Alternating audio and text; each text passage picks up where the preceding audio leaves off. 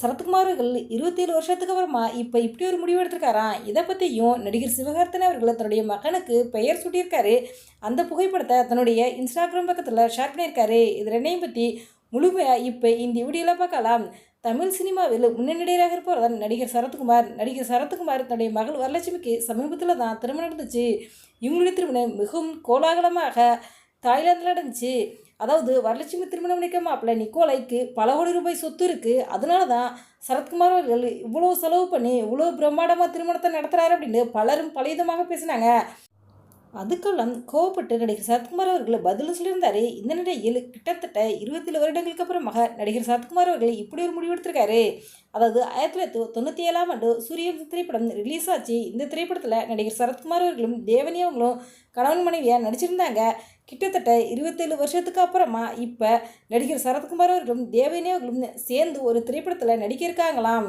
சித்தார்த்தின் 40வது திரைப்படமான இந்த திரைப்படத்தில் தான் நடிகர் சரத்குமார் அவர்களும் தேவனி அவர்களும் சேர்ந்து நடிக்கிறாங்களாம். இவங்க கூடவே முதலும் நீ முடிவும் நீ, குட் நைட் போன்ற திரைப்படங்களும் நடிச்சிருந்த நடிகை மீதா ரங்கநாத்தும் சைத்ரா ஆசாரும் நடிக்கிறாங்களாம். இவங்க 2 பேரும் சித்தார்த்துக்கு ஜோடியை நடிக்க போகிறாங்களாம்.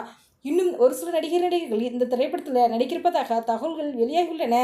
இது ஒரு பக்கம் இருக்க, நடிகர் சிவகார்த்திகேயன் அவர்கள் தன்னுடைய மகனுக்கு பெயர் சூட்டியிருக்காரு. அதை தான் தன்னுடைய இன்ஸ்டாகிராம் பக்கத்தில் ஷேர் பண்ணியிருக்காரு.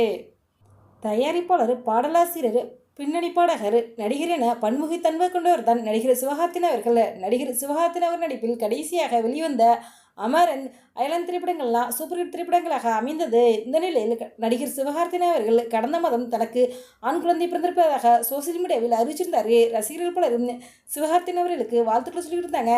இந்த நிலையில் நடிகர் சிவகார்த்திகேயன் அவர்கள் தன்னுடைய மகனுக்கு பெயர் சூட்டியிருப்பதாகவும் இன்ஸ்டாகிராம் ஸ்டோரியில் பதிவிட்டிருக்காரு.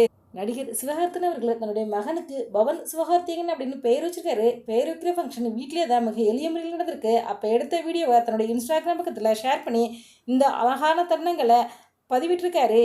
ஆர்த்தி, டெலிவரி அப்போ ஆப்ரேஷன் தேட்டரில் உன் பக்கத்திலே தான் நான் இருந்தேன். இந்த குழந்தைகளை பிரசவிக்க நீ என்ன செஞ்ச அப்படிங்கிறத நான் உன் பக்கத்தில் இருந்தே பார்த்தேன். இந்த அழகான உலகத்தை எனக்காக உருவாக்கி தந்ததுக்கு, நீ வலியை தாங்கியதுக்கு நான் உங்களுக்கு எப்பவும் நன்றி உள்ளவனாக இருப்பேன்.